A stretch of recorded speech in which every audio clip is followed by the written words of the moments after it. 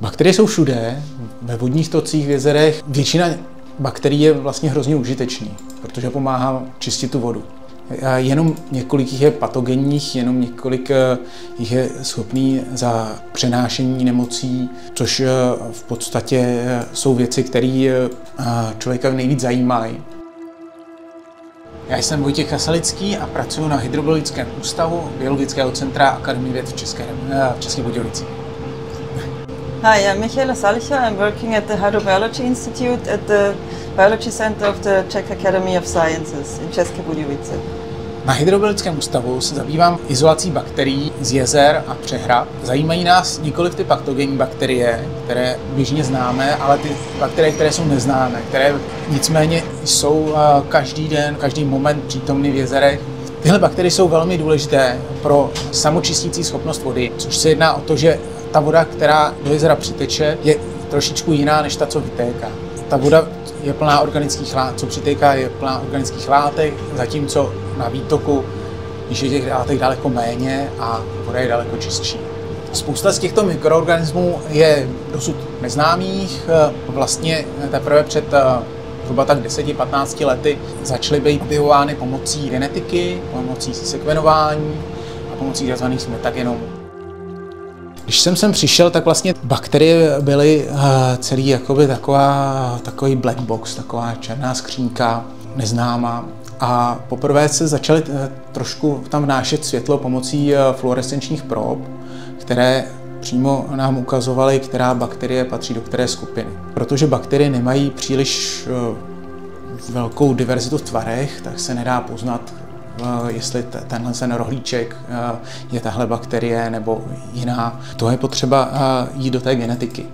Ze začátku to bylo velmi nesnadné, v podstatě existovalo pouze Sengerovo sekvenování, takže jsme žili všichni jenom z té malé ribozomální podjednotky. V průběhu mých studií a mý práce se to začalo ty možnosti rozšiřovat, takže dneska ta metagenomika, metatranskriptomika, analýza těch populací bez nutnosti izolace bakterií, tomu dává poměrně velké možnosti. Takže metagenomika využívá směsný vzorek, kde vlastně v jednom vzorku máme několik tisíc druhů bakterií. Ne ode všech je známý genom. Takže my víme, že je tam nějaká bakterie, která vypadá nějak takto, ale nevíme, co vlastně ona tam dělá.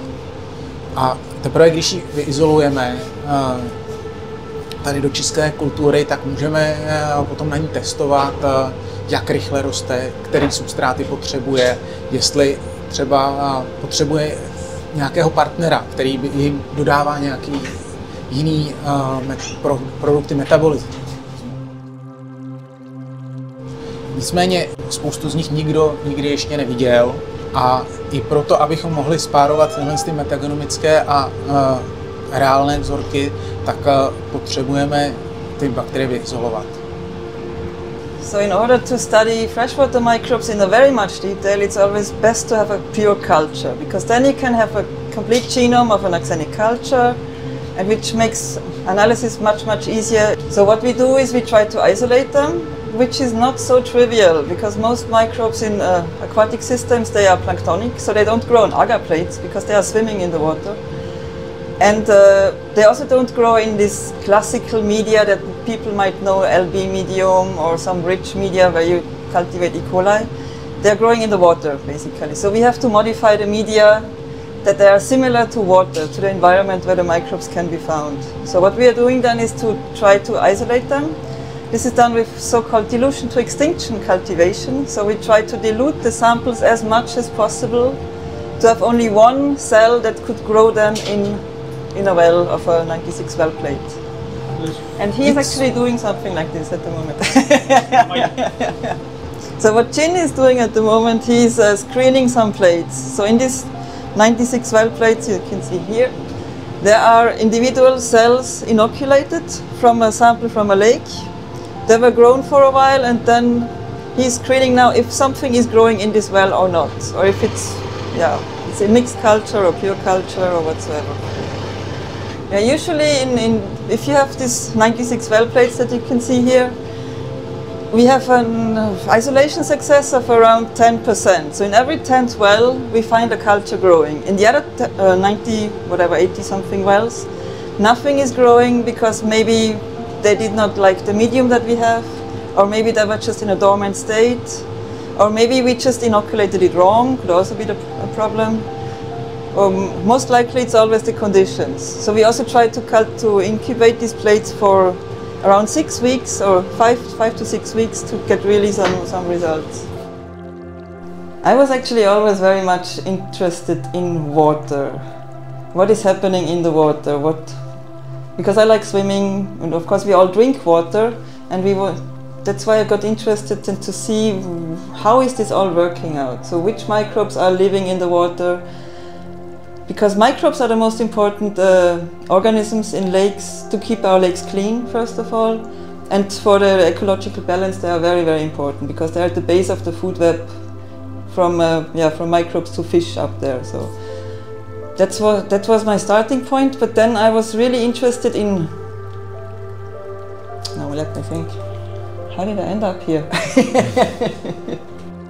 Initially I'm from Austria.